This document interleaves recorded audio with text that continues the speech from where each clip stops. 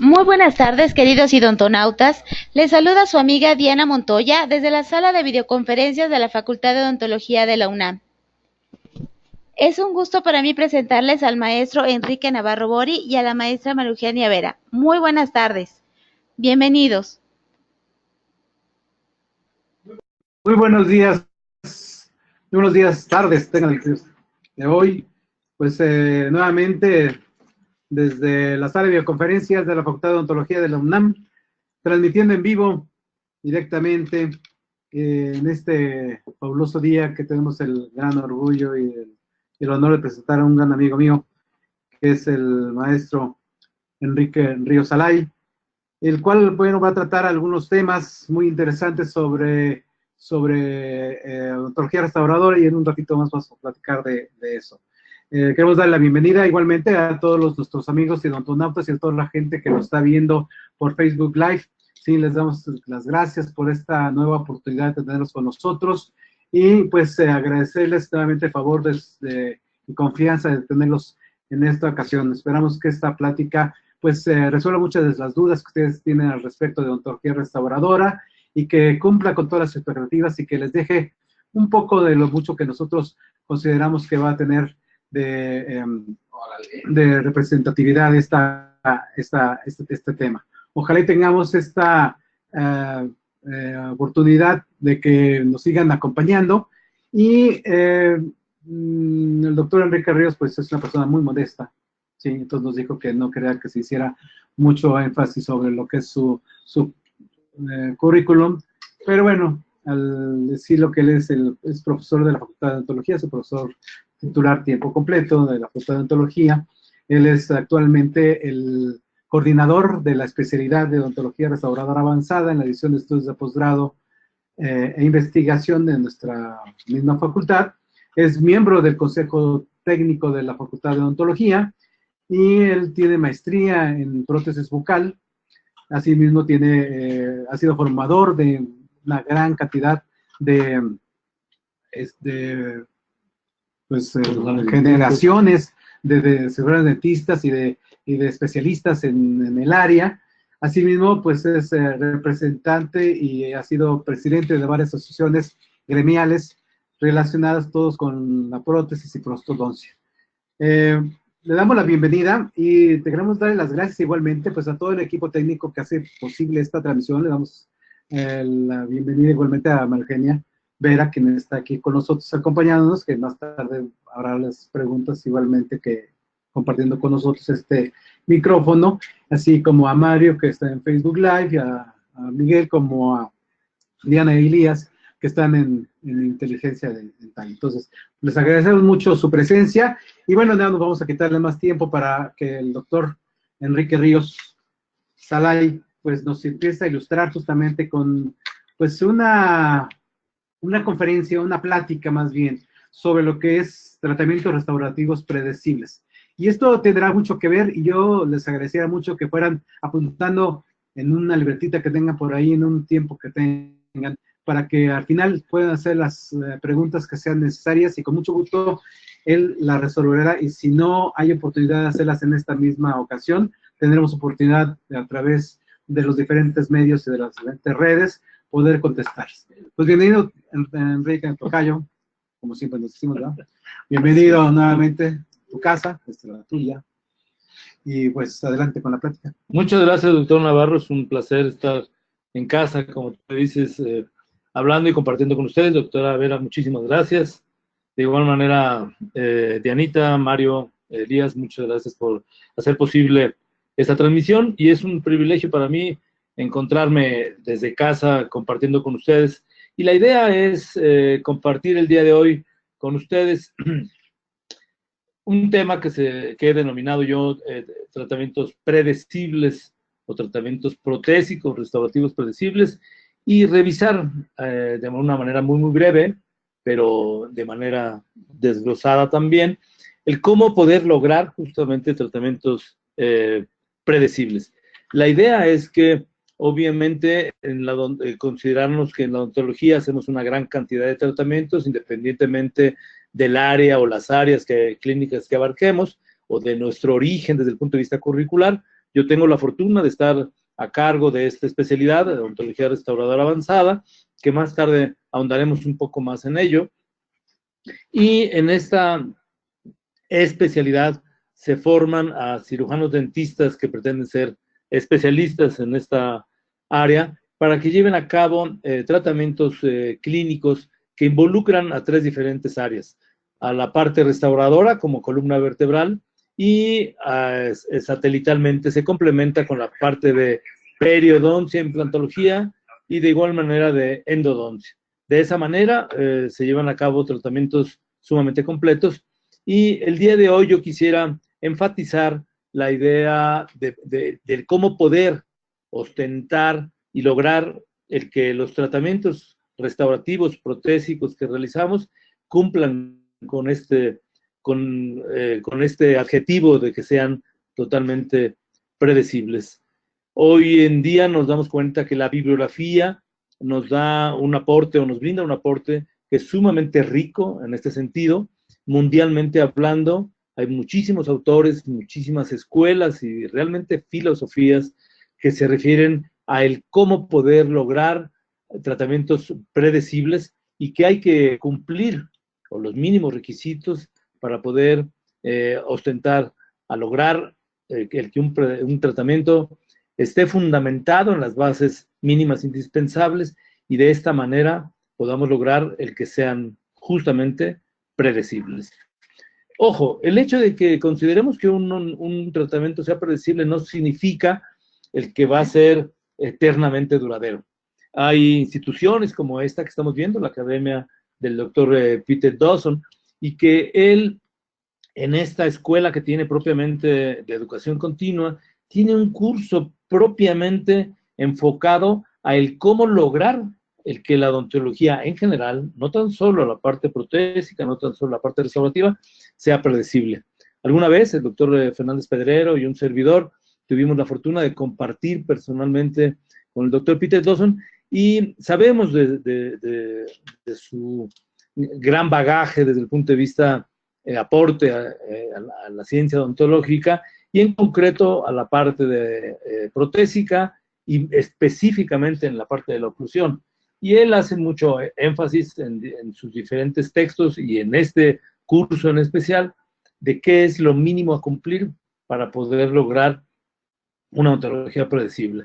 De igual manera, las revisiones de las publicaciones periódicas, como es esta del JPD, el que nos hace en muchas de estas revisiones anuales que hacen, aquí el ejemplo de una en noviembre del 2016, y que en estas revisiones que desde antaño se publican, abarcan 7 áreas sumamente importantes, y sobre estas 7 áreas reúnen la información mucho más relevante, y en las últimas 2, noviembre del 2016 y septiembre del 2017, en estas 7 áreas que abarcan, se refieren al cómo poder lograr que todo procedimiento, por simple o complejo que sea, pueda realmente denominarse como una odontología predecible. Y esta información, bueno, pues está condensada en lo que yo voy a platicar con ustedes. Lo que queremos es, literalmente, dejar perfectamente claro que sin importar si quienes nos están haciendo favor de escucharnos son odontólogos generales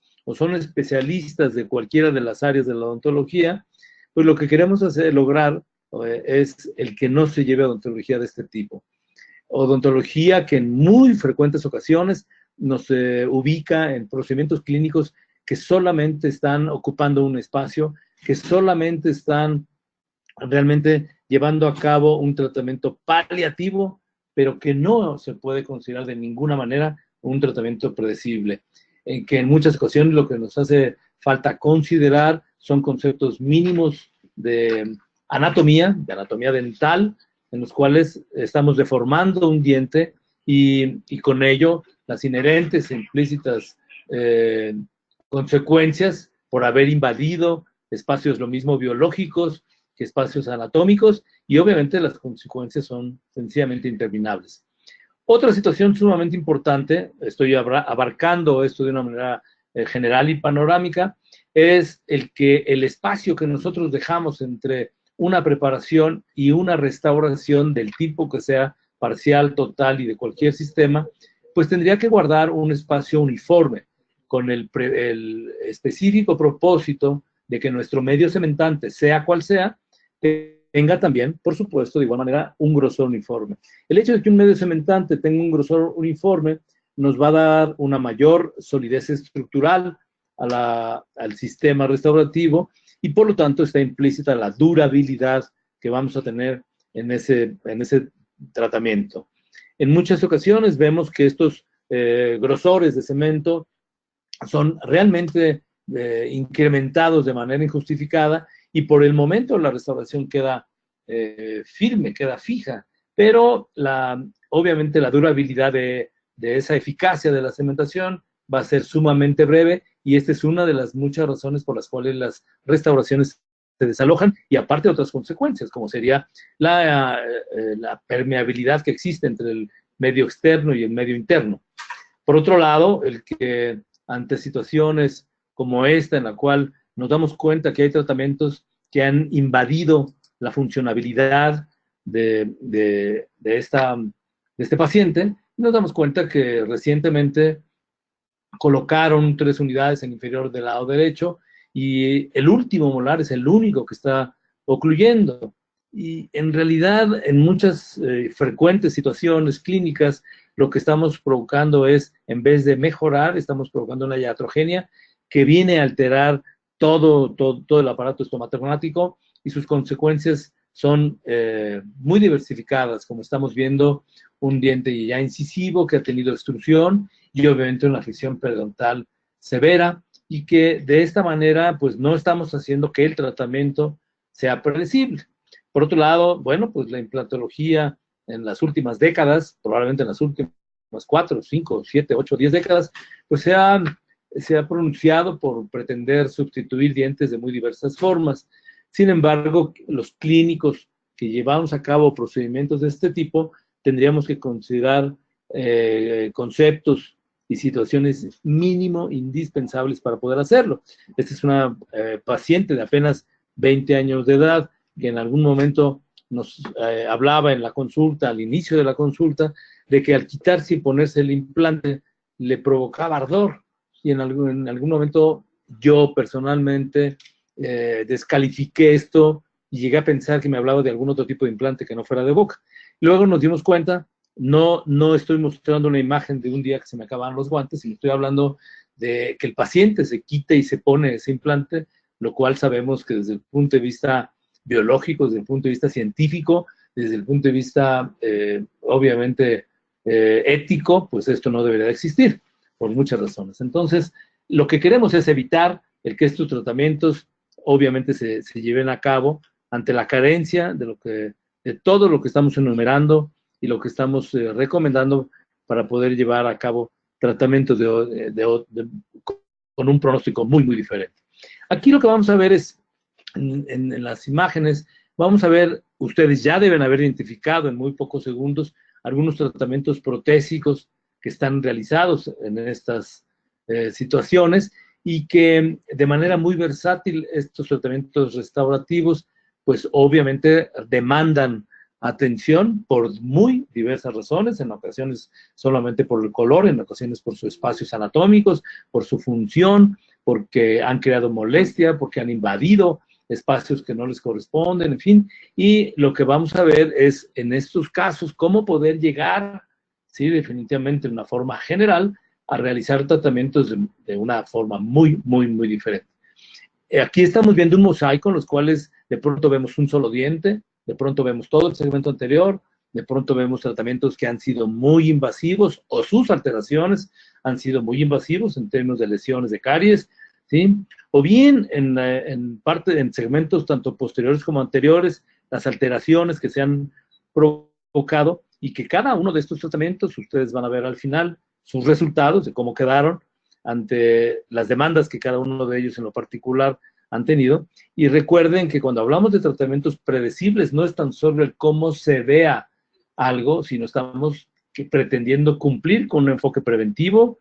En el caso de pacientes desdentados, el cómo preservar estos rebordes alveolares, ya que ese es el principal objetivo de la prostodoncia total, el conservar el proceso alveolar, porque mientras este exista, pues tendremos la oportunidad de llevar a cabo tratamientos muy diversos, definitivamente. Y también, con la imagen que acaba de aparecer, pues el evitar hacer tratamientos sobre implantes que distan mucho del poder crear una funcionabilidad, un aspecto y un confort que realmente sea positivo para el paciente. Y que además van a provocar en algún momento una iatrogenia, dado que la unión entre la parte protésica y la parte implantológica o la parte dental, pues dista mucho de tener un sellado como debería de ser para poder considerar el que ese tratamiento sea predecible. Bueno, como no es una plática, no es un curso, no es una plática de 3 o 6 horas, pues entonces vamos a ir haciendo esto de manera muy condensada, y por esto aquí me permití enlistar algunas claves para lograr un tratamiento protésico predecible. Por un lado, al igual que cualquier tratamiento odontológico, lo que tenemos que considerar es que el diagnóstico es el cimiento fundamental para poder realmente edificar cualquier tratamiento. Si no tenemos un diagnóstico, definitivamente no hay posibilidad alguna de poder crear un plan de tratamiento. De acuerdo a esto, bueno, pues tenemos que conocer en dónde estamos trabajando, y que si estamos haciendo un solo diente, o 2, o 3, o superior nada más, bueno, estos son componentes que conforman el estado anatómico y fisiológico de toda la boca. Entonces, ver en lo particular un componente que viene a ser una parte primordial de toda la boca. Por otro lado, la comunicación con el paciente, porque es muy frecuente el que el profesional quiera llevar a cabo tratamientos que a él le parecen que son lo correcto, que a él le parece que se van a ver muy bien, y que a él le parece que son alcanzables económicamente hablando. Pero no nos damos a la tarea en muchas ocasiones de ir a fondo con el paciente y tener esta comunicación que nos permita abrir el abanico de oportunidades y ofrecer algo mucho más particular. La siguiente parte, si estamos hablando de tratamientos restaurativos, sería el que las preparaciones y los provisionales, a pesar de que estos van a ser cubiertas en el caso de las preparaciones, y de que los provisionales son de muy corta duración, independientemente de que se hable de una semana, 20 días, o 6 meses, o de un año, y que siguen siendo provisionales, bueno, pues estos sean realizados de tal manera en que nos faciliten el que el tratamiento final sea predecible. Es muy frecuente que podamos o tengamos que recurrir a procesos o tratamientos de reconstrucción, tanto coronal como intraauricular, y bueno, pues esto es uno de los muchos procedimientos que ha sufrido una metamorfosis, y en vez de estar utilizando aditamentos o ensambles metálicos, en fin, hoy en día, desde hace prácticamente 20 o más años, estamos utilizando solamente estructuras de fibra de vidrio, ¿sí? O fibra de carbono, o fibra de nylon, para poder hacer esta reconstrucción en el caso de que sea intraradicular. Las impresiones, la obtención de esas réplicas de lo que hemos hecho en boca, pues sabemos que puede ser lo mismo en una forma convencional, a partir de materiales que registran lo que hemos hecho, y también puede ser exitosamente de una manera digital, y que nos facilita mucho el trabajo y la obtención de lo que queremos y la realización del tratamiento protésico. Por otro lado, no podemos restar la importancia a la comunicación que tenemos con la parte técnica, que es una parte complementaria verdaderamente elemental para poder llevar a cabo lo que nosotros queremos, y que este vínculo entre la parte técnica y la parte clínica debe ser muy estrecho, de una franca y positiva comunicación para poder lograr un éxito. De igual manera, el poder llevar a cabo la prueba de restauraciones, y que en esto no necesariamente hablamos de hacer pruebas de subestructuras cuando estas existen. En ocasiones omitimos estos pasos, sobre todo cuando hemos hecho uso de recursos digitales, en fin, que nos facilitan mucho trabajo, pero en muchas ocasiones el tener una restauración terminada implica hacer una prueba en términos de adaptación marginal, de áreas de contacto, de obviamente la relación interoclusal, la relación con tejidos blandos, el aspecto y infinidad de factores más. Por otro lado, la cementación es algo que debe proyectarse desde el principio, prácticamente desde el momento que estamos estableciendo el plan de tratamiento. Tendríamos que planificar cómo y con qué vamos a cementar, hasta probablemente identificar el tipo, el sistema con el que vamos a cementar, en qué manera lo vamos a hacer y ver qué situaciones nos pueden afectar, los criterios de elección de esto. De igual manera, si vamos a hacer procedimientos de adhesión, ¿sí?, que hoy en día es los procedimientos que con más frecuencia realizamos, y si estamos hablando de fijación de restauraciones de implantes, obviamente el torqueo. Hay un universo realmente inagotable de diferentes protocolos para llevar a cabo torqueo, en qué momento, con qué, hasta cuándo, y si esto va a ir cambiándose. Y establecer, por supuesto, un listado de indicaciones y de mantenimiento que tendríamos que tener una vez que el tratamiento está terminado para que el paciente lo conozca. De esta manera, cuando tenemos preparaciones, tenemos que identificar que estas preparaciones, lo mismo en el sector anterior que posterior, cumplan con los requisitos mínimos indispensables, y uno de ellos es el mantener la salud, ¿sí?, de los tejidos blandos y duros, de los bien llamados tejidos de soporte, para que estos nos ofrezcan, obviamente, la oportunidad de poder llevar a cabo restauraciones que no tan solo se vean bonitas, ¿sí? Hoy en día la odontología tiene un toque muy peculiar en términos fotográficos, y creo que la parte biológica no puede ser descuidada de ninguna manera. Y de acuerdo a ello, pues las preparaciones nos van a ofrecer la oportunidad de poder tener estas restauraciones que sean muy funcionales o absolutamente funcionales, de una muy buena apariencia en corto, mediano y largo plazo. Estas preparaciones, dependiendo el diente que sea y el sistema con el cual se van a restaurar, pues tienen que cumplir ciertos preceptos que distan mucho de los que se lograron en este caso clínico, que se hicieron cubos. Este caso vale la pena mencionar, el que es un caso llevado a cabo por una residente de la especialidad justamente de odontología restauradora avanzada, la doctora Cervera, que ya egresó de la especialidad, y es un caso interesante en el sentido de cómo recibimos al paciente, o cómo lo recibió ella, dicho pragmáticamente, y los cambios que se tuvieron que ir haciendo en términos de preparaciones, en términos del manejo de tejidos blandos, hasta lograr su salud, y entonces concebir la idea de poder tomar impresiones. Será más fácil obtener estas impresiones sumamente claras y poder lograr restauraciones de este tipo, y que al técnico, en este caso el señor Eladio González, le sea más fácil llevar a cabo restauraciones que tengan esta relación biológica, esta relación interoclusal e interdental con los dientes contiguos, y que esto pueda obtener realmente el toque de ser un tratamiento predecible. Entonces, si nos acordamos de dónde venimos y el cambio radical que hemos logrado, pues en realidad es abismal en relación a lo que el paciente tenía antes de ser tratado en la clínica de odontología restauradora avanzada, y son tratamientos que son realizados lo mismo en la parte endodóntica, en el área periodontal y en la parte restaurativa, como es en este caso, y que así se está ejemplificando. Hay que tomar en cuenta algunos principios físico-mecánicos, ¿sí?, y que de esta manera creemos el suficiente espacio para los materiales restauradores, de acuerdo a los cánones que nos marca el propio sistema, y además el comportamiento de ellos en boca. Para ello nos podemos ayudar de algunas herramientas, como son estos boomerangs de hule, que están calibrados ya en 1, 1.5 y 2 milímetros, o si no, hacemos uso de esto específicamente. Hay infinidad de herramientas auxiliares que nos pueden facilitar esto, para efectivamente corroborar que el espacio que hemos creado al momento de desgastar tal o cual diente nos ha dejado el espacio suficiente, y si no, nos ayuda a identificar en dónde nos hace específicamente falta desgastar más para poder tener éxito en la restauración.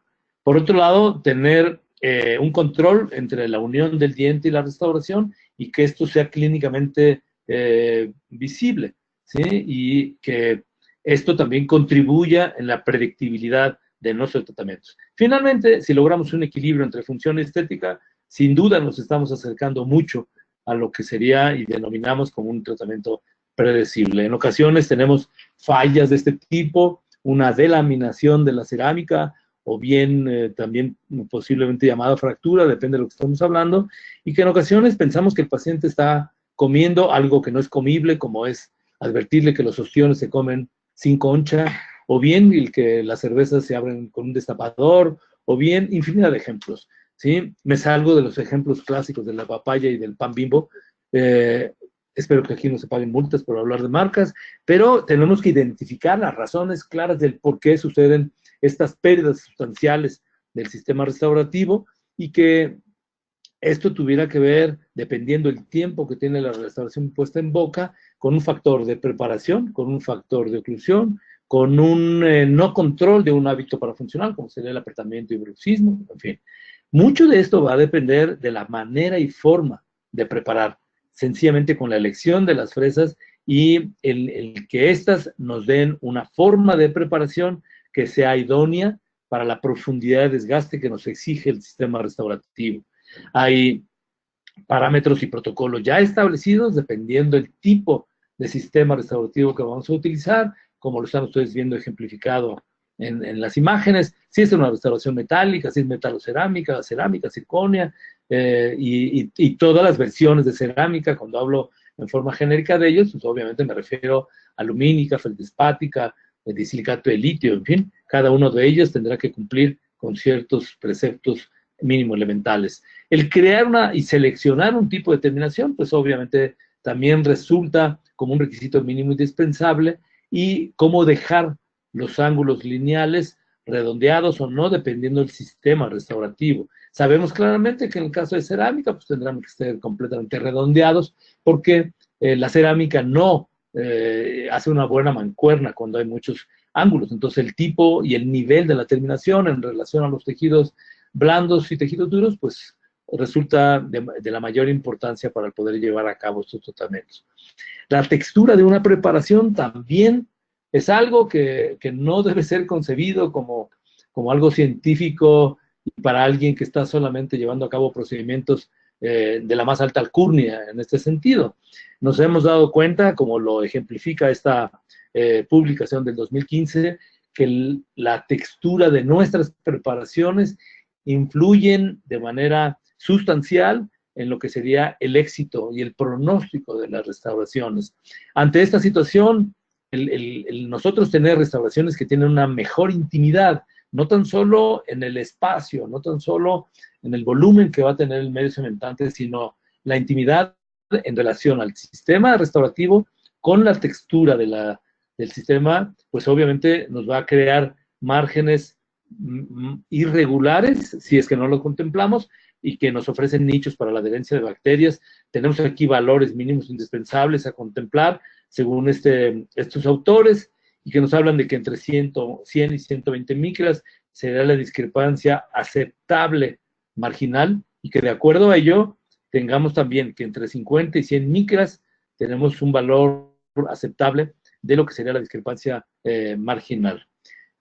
En cuanto a la textura final de la superficie, en ocasiones tenemos que prepararnos con diamante y terminamos con un diamante fino o ultra fino, pero con esta inquietud, alguien con quien he tenido la fortuna de trabajar mucho clínicamente y en otros muchos proyectos, alguna vez nos dimos a la tarea de poder ir un poco más a fondo en este sentido, y desde hace muchísimos años, el doctor Héctor Cabañas y concretamente de manera especial con el doctor Fernández Pedrero, nos dimos a la tarea los tres de iniciar un protocolo de investigación que era comparar cómo quedaba una textura de un diente natural preparado con un diamante y tal vez terminado con un diamante fino o ultra fino, y en comparación con lo que sería un sistema Profin, que es un sistema que tiene una diferencia muy completamente abismal en relación a un diamante.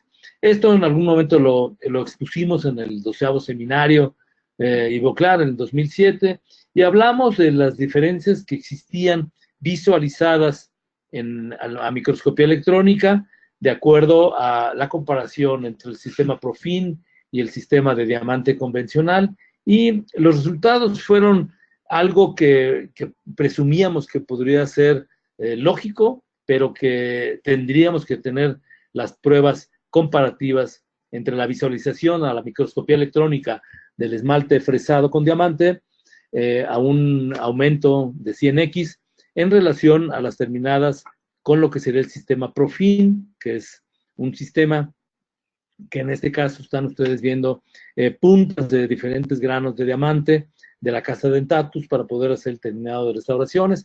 Cuando vemos estas texturas a un mayor acercamiento, que es a 500X, vemos también una gran diferencia, y al mayor acercamiento a lo cual hicimos, porque lo hicimos de estas tres formas, pues nos damos cuenta que la textura es completamente diferente. Lo interesante es ver cómo afecta esto al pronóstico de la restauración, y repetimos una vez más, no sé si está corriendo el video y el audio también, y de acuerdo a ello, nos dimos cuenta en un segundo protocolo que hicimos hace muy poco tiempo también, y que esto también lo volvimos a exponer en otro seminario de Ivoclar.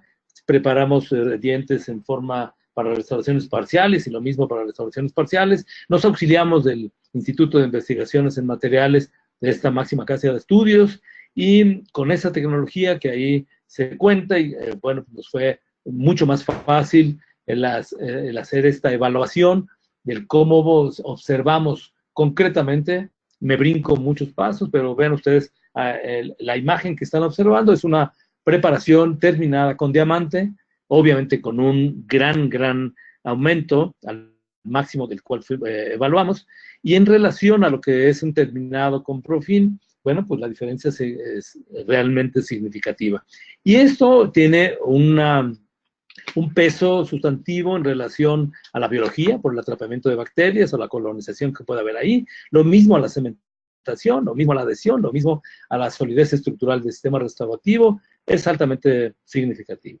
Pero bueno, si dejamos eso a un lado, también no podemos dejar de observar el que en todo diente existe una parte vital, cuando este no se ha eliminado, y que cuando tendríamos que involucrarnos en ese sentido, pues hay una cantidad de bibliografía que nos habla de cómo llevar a cabo sus procedimientos de reconstrucción.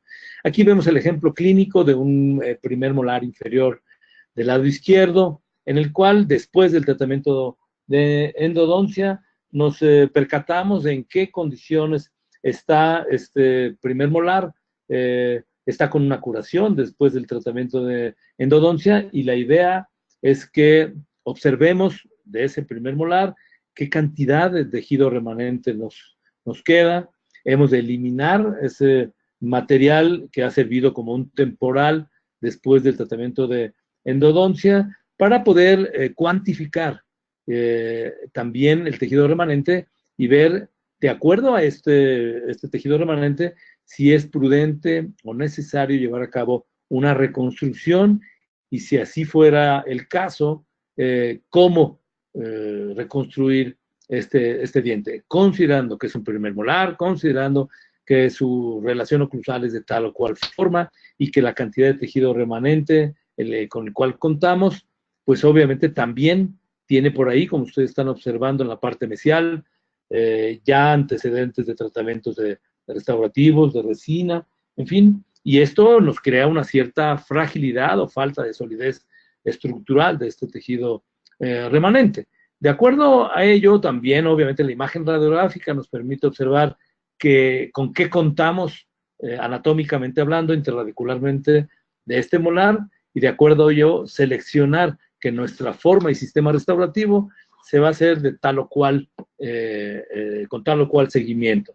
Esto es realmente interesante porque no podemos basarnos en una anatomía estandarizada, de que todos los primeros molares tienen 3 conductos o tienen 3 raíces, y cuál es la más recta, cuál es la más amplia de ellas. El considerar la oclusión, nos damos cuenta aquí concretamente, en este caso, que este primer molar inferior del lado izquierdo está antagonizando, teniendo una forma de prácticamente cúspide a cúspide, lo cual nos cambia nuestra objetividad en cuanto a las cúspides de apoyo, y esto nos marca la pauta de cómo poder llevar a cabo la reconstrucción de este diente. Por tal hecho, nos vemos ya en el punto clínico de que vamos a eliminar el material de curación. Para eso llevamos a cabo obviamente un aislamiento absoluto, para que al momento de eliminar el material de curación, pues tengamos completamente, mediante este aislamiento, la no contaminación de esa zona, ya que estamos entrando en áreas que debemos de tener el mayor cuidado en ese sentido. Seleccionamos el poste en una forma muy objetiva, de acuerdo a las características del caso a tratar, y concretamente vamos a eliminar ya este material que ha servido como material restaurativo, y que esto lo vamos a hacer con alta velocidad, inicialmente con una fresa que nos permita quitar este material que es sumamente suave, con una gran irrigación, y de acuerdo a esto, lo hacemos obviamente con una pieza de mano de alta velocidad, para que tengamos una gran irrigación y con el mayor cuidado hacer la eliminación de este material y poder tener la cuantificación y valoración más específica del material remanente, del tejido remanente.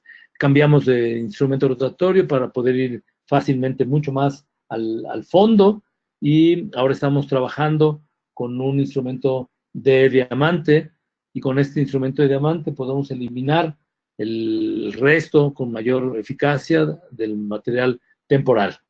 De esta manera, entonces, tenemos ya la claridad del tejido con el cual podemos contar para reconstruir, y nos damos cuenta que el tejido más grueso lo vemos en vestibular, pero recordemos que estas cúspides justamente vestibulares son cúspides, en este caso de apoyo, ¿sí? Dada la relación cúspide a cúspide, ¿sí? Que tiene este paciente en esta solución.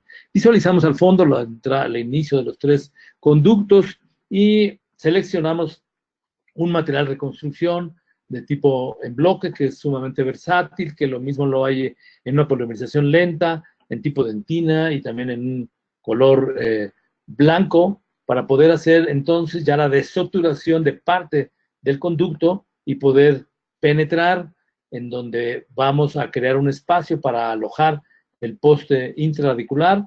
Lo hacemos ya esto obviamente con baja velocidad.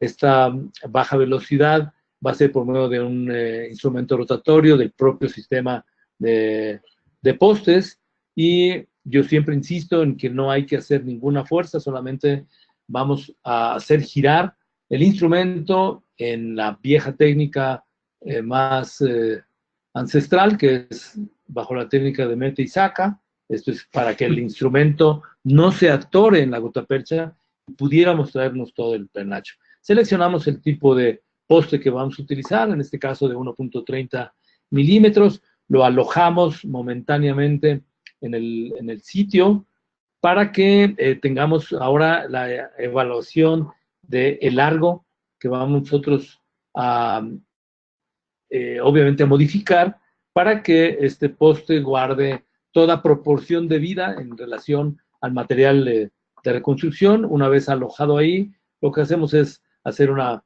marcación con grafito, y que esta marcación contempla que ahí donde vamos nosotros a cortar nos deja suficiente el largo del poste para que este sea cortado y sea cubierto por el material de reconstrucción. De esta manera, entonces, una vez cortado el poste intraradicular, podemos nosotros hacer el protocolo de cementación de este poste de fibra de vidrio. Hay infinidad de bibliografía que nos marca el cómo llevarlo a cabo. Hay un artículo sumamente interesante con el que están ustedes viendo del 2014 que nos sugiere hacer uso de una técnica simplificada para beneficiar la adhesión, y es haciendo uso de agua oxigenada en beneficio de la adhesión del medio cementante del poste a las paredes intrarticulares en los conductos donde estamos alojando el poste de reconstrucción. De cualquier manera, tenemos ahí un godete con agua para poder tener el que el poste, a la hora del calentamiento por la forma rotatoria para cortar el largo, pues no se caliente. Si ven ustedes, lo estamos haciendo de una manera muy pausada, con baja velocidad. Hay quienes lo hacen con alta, también podría ser viable. Yo recomiendo mucho mayor control, hacerlo con baja velocidad. He aquí como ya tenemos el largo definitivo del poste, ubicado en su conducto, como lo estábamos observando clínicamente hablando. Acercamos el grafito solamente para poder visualizar más claramente la proporción que va a tener el material de reconstrucción y después de eso la repreparación. Hemos utilizado este sistema de la Casa Coltene, que concretamente denominado Paracore o Paracore. Es uno de los muchos sistemas que podemos utilizar. Hay diferentes marcas comerciales. Este es su sistema adhesivo, compuesto por 3 diferentes frascos colocados justamente en el orden que están de izquierda a derecha, es decir, verde, una sola gota, para después unir una gota del frasco rojo con el amarillo, y llevar a cabo el protocolo de cementación de manera muy apegada como nos marca justamente el fabricante. El poste lo hemos colocado ahí en alcohol para que no tenga residuos de látex o de talco. Después de esto lo ponemos en una gasa para que absorba el resto de humedad. Colocamos con un pincel esta primera porción del adhesivo. Este pincel seguramente no va a llegar hasta el fondo del conducto, por lo cual también recomendamos utilizar pinceles de tamaño muy diminuto, por eso se le llaman micropinceles. Alguna gente que le fascina hablar en Spanglish dice microbrush, ¿sí? Y no sabe ni lo que significa, pero probablemente sí entendemos que de esta manera llegamos mucho más fácilmente hasta el conducto, hasta el fondo del conducto, y de esto depende mucho la efectividad de la adhesión. De esta manera estamos haciendo en este procedimiento, contribuyendo a que el tratamiento sea completamente predecible. Estamos con una punta de papel eliminando el exceso de humedad, para después con un pincel de mayor tamaño ir a las paredes cavitarias y poder asegurarnos que también ahí vamos a tener una adhesión de la mayor efectividad. Estamos aplicando luz porque el sistema adhesivo así lo solicita, y de esta manera vamos a colocar después el material con el cual vamos a cementar el poste. Noten ustedes que es de una polimerización lenta, lo cual nos permite tener mucho más tiempo en el sentido de colocar el poste e ir agregando para crear todo el núcleo. Esta pipeta interradicular nos facilita mucho la distribución del material hasta las partes más profundas. Estamos utilizando aquí algunos instrumentos ancestrales que hace muchísimas décadas se utilizaban para manipular amalgama, y que esto nos facilita, dada su forma cónica o semicónica, de llevar el material a la parte intraradicular. Aplicamos luz para asegurarnos que eso tenga la absoluta fotopolimerización. Después del mismo material vamos agregando a la parte del núcleo para, de manera muy paulatina, ir rellenando todo este espacio. Hacemos uso de también otros instrumentos que se utilizaban para la técnica de amalgama, para darle forma a la parte oclusal y dejar el material de manera que nos contemple al diente molar en una forma íntegra desde el punto de vista material, desde el punto de vista estructural. Después de esto prepararemos al diente para poder hacer una restauración del tipo completa, una corona completa. Podemos elegir el tipo de sistema que queramos o que más nos convenga. Al final estamos evaluando la oclusión para que obviamente no interfiera en la funcionabilidad o la libertad de actividad normal de este paciente, y después de esta visualización podríamos preparar en esa misma cita o en una siguiente poder llevar a cabo la preparación, la corrección del provisional y la elaboración, todo el protocolo convencional para hacer una restauración completa. Esta conformación o adecuación de los puntos de contacto interoclusal lo estamos haciendo con alta velocidad, con mucha irrigación, con una pera de óxido de aluminio, y que esta debe manejarse con bajo torque y una gran irrigación para evitar el sobrecalentamiento.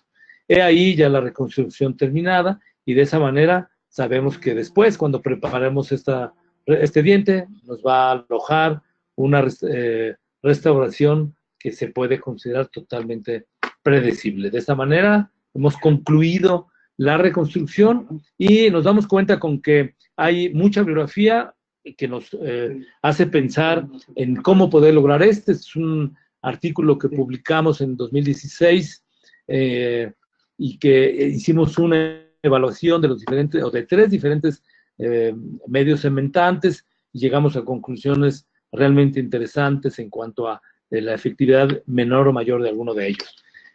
Pasamos a la fase de provisionales, y en la fase de provisionales, bueno, pues hay cánones también a seguir, que sería el no tener excedentes en la parte externa. Para ello me agrada mucho el facilitarnos colocando vaselina en la parte externa, la eliminación del excedente. Pero también podemos recurrir a impresiones del tipo digitales, que bueno, hoy en día lo mismo se puede hacer para la obtención de la impresión de un solo diente o de una rehabilitación completa, como se está viendo aquí, la obtención de toda una arcada superior, y de esta manera facilitar la elaboración de trayectos o segmentos protésicos de menor o mayor longitud. Este es concretamente un tratamiento que en la parte técnica fue realizado por Eladio González, quien es un artista sobre todo en su mayor gusto, que es la parte anterior, y que utilizando diferentes subestructuras se pueden lograr restauraciones protésicas individuales o segmentos de mayor o menos número de unidades, en su conformación también con tejido blando, y que resultan absolutamente predecibles, y de esta manera cumplir con lo que estamos pretendiendo lograr, que son tratamientos completamente considerados cómo van a funcionar en mediano y largo plazo.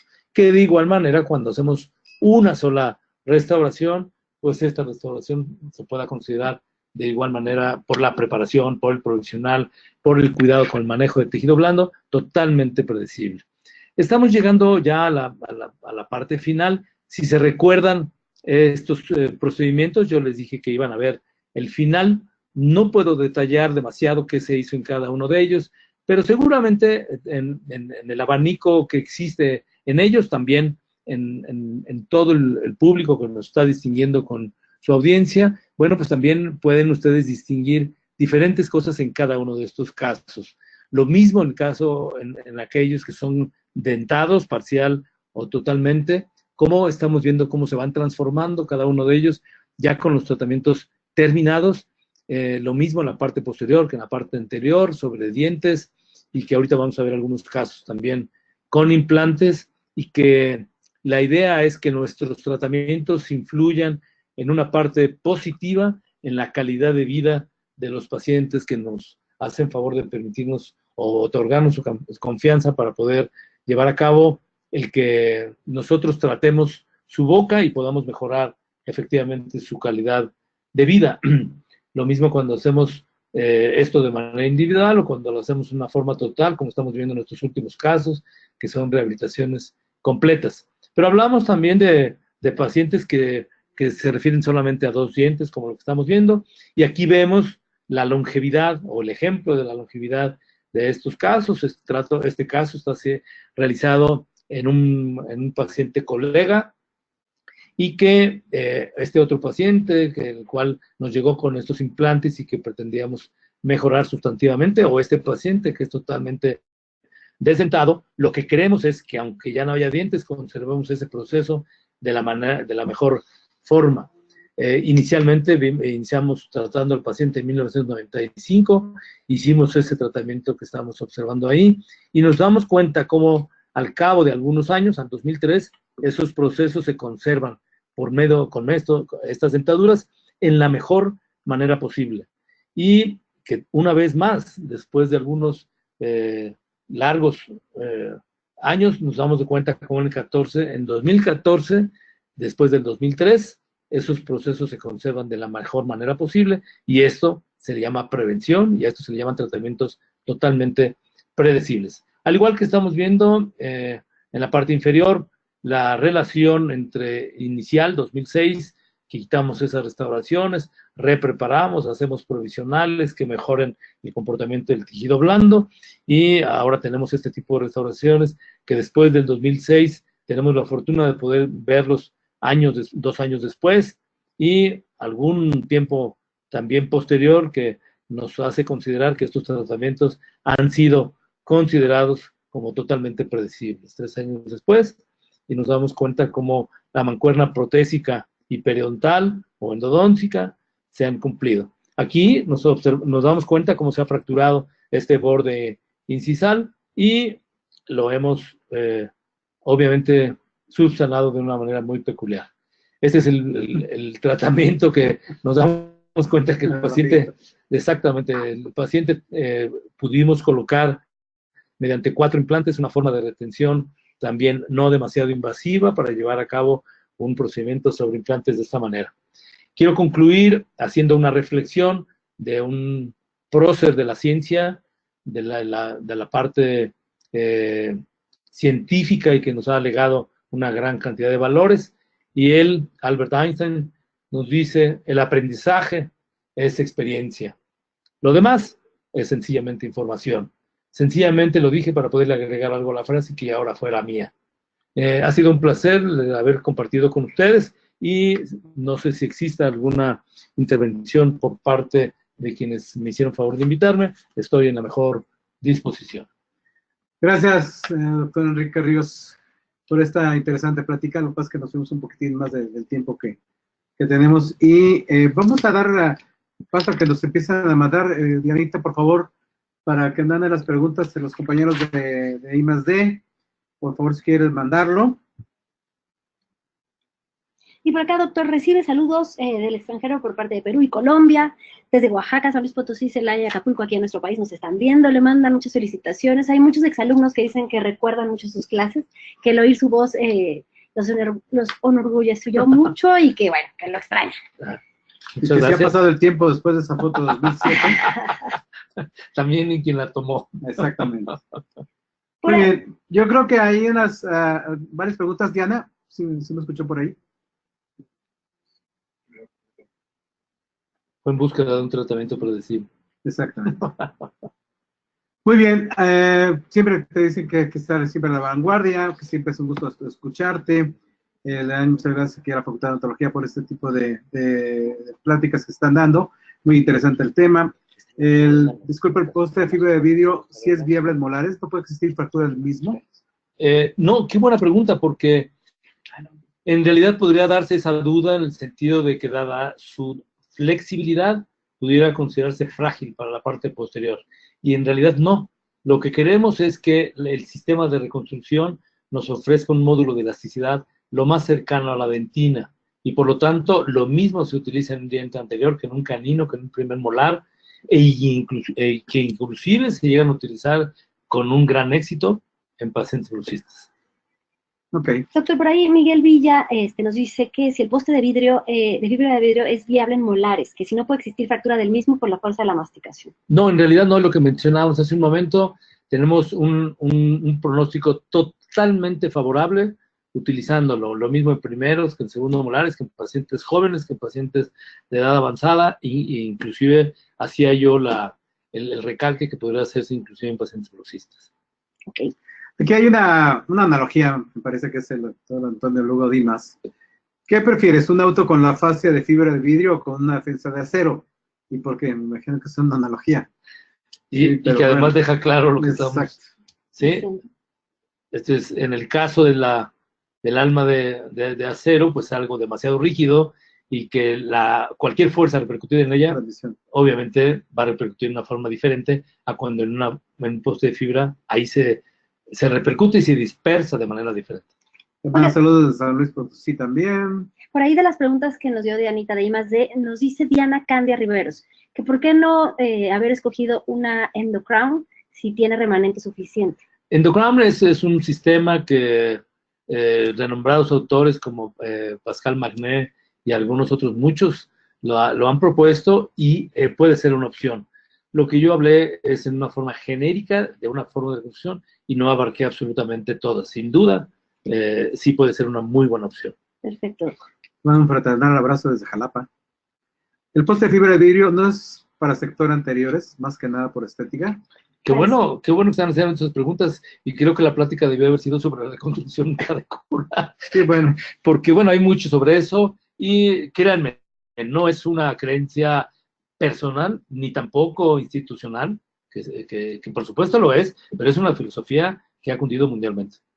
El sistema de reconstrucción a partir de postes de fibra es hoy en día considerado para cualquier diente bajo cualquier circunstancia. Así es. Es un gusto escuchar al doctor desde Aguascalientes. Por ahí no sé si le hicieron esta pregunta. Pamela nos comenta que ¿cuánto tiempo se puede quedar una restauración con poste de fibra sin hacer la corona? ¿Cómo hizo la reconstrucción qué bien. posteriormente? Muy buena pregunta. yo les diría que no hay una cuantificación de ese tiempo y eso va en relación al tejido remanente que haya quedado y hayamos hecho la reconstrucción, a posibles hábitos, como apretamiento, bruxismo, en fin, si el paciente usa guarda férula, en fin, y la razón del por qué se hizo el tratamiento endodoncia. En ocasiones, en algunos tratamientos, hubo por ahí un adelgazamiento de X zonas en la furca, en fin. Yo diría que dependiendo de eso, obviamente lo recomendable es no tardarnos demasiado. ¿Qué es demasiado? Yo digo, después del tratamiento de endodoncia, si pasa una semana, pasan 2 semanas, estamos en lo aceptable. Yo diría que no pase más de un mes, mes y medio, sin que esto esté obviamente establecido como un parámetro rígido. Muy bien. Bueno, pues los que nos están acompañando por Facebook Live, pues están viendo a nuestras espaldas la torre de rectoría del UNAM. Sí, esta se encuentra ubicada sobre la explanada superior a la Plaza Grande, donde se encuentra justamente la Biblioteca Central, y está limitada por un espejo de agua unida por unas escalinatas de piedra. Esta, evidentemente, es un edificio donde se encuentra nuestro señor rector, el doctor Enrique Graue, y todas las autoridades de nuestra rectoría.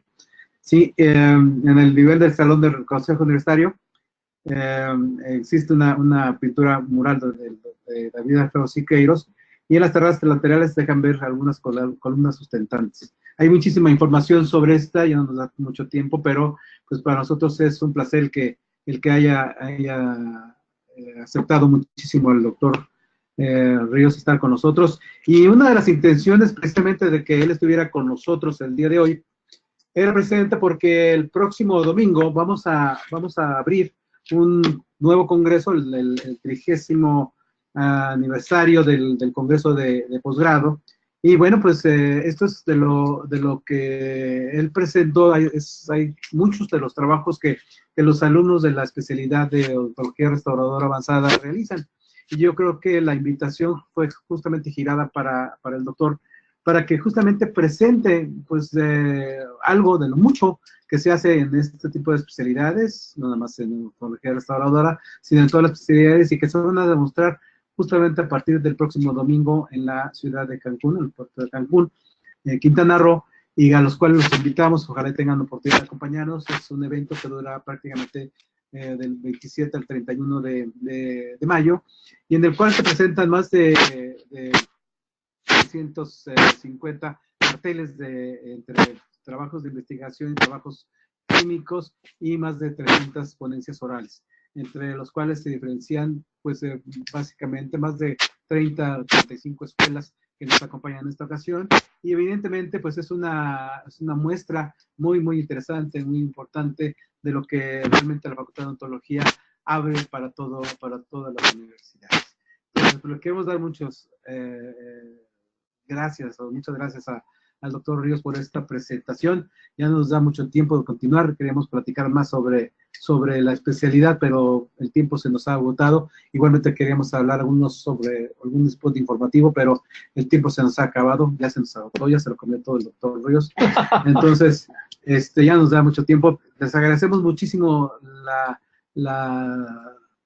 pues, que nos hayan favorecido con su atención, con su presencia en esta transmisión por I+D, por esta transmisión en Facebook Live, y esperamos vernos pronto. Esperamos que la próxima semana podamos transmitir justamente desde Cancún algunas de las prácticas que evidentemente vamos a tener por allá, y ojalá y tengamos el favor de su atención. Si no es dentro de 8 días, seguramente dentro de 15 a las 10 de la mañana. Hoy tuvimos que hacer un cambio a las 12 del día por una cuestión técnica, pero dentro de 15 días tenemos aquí a la doctora Pati Vargas con el tema de periodoncia, básicamente, y pues esperamos verlos tanto en Cancún como en estos próximos eventos. Muchísimas gracias por oírnos, por escucharnos, y agradecer a todo el equipo técnico que hace posible esta transmisión, una vez más al doctor Ríos, ¿sí? Y a todos los que nos escuchan, a todos los que nos están favoreciendo con su atención, muy amables. Muchas gracias. Adiós. Gracias, Miguel.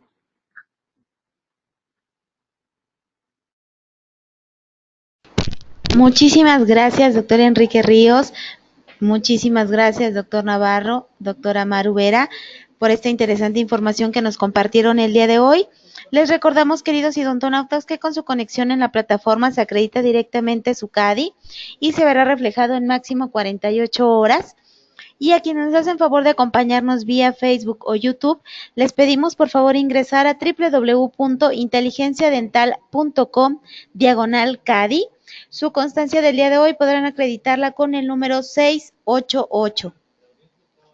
Agradecemos a nuestros queridos amigos de Dentadec, quienes patrocinaron el programa del día de hoy. Queremos agradecerles a ustedes, queridos idontonautas, que se conectan de todo nuestro país y de países hermanos latinoamericanos. Fue un verdadero placer recibirles el día de hoy en esta su aula virtual y más en el ciberespacio. Les agradecemos mucho su tiempo, confianza y preferencia. Nos encantará encontrarles próximamente en esta su aula virtual para que disfruten de las interesantes conferencias que tendremos en vivo para ustedes. Se despide su amiga Diana Montoya, que tengan una excelente tarde. Hasta pronto.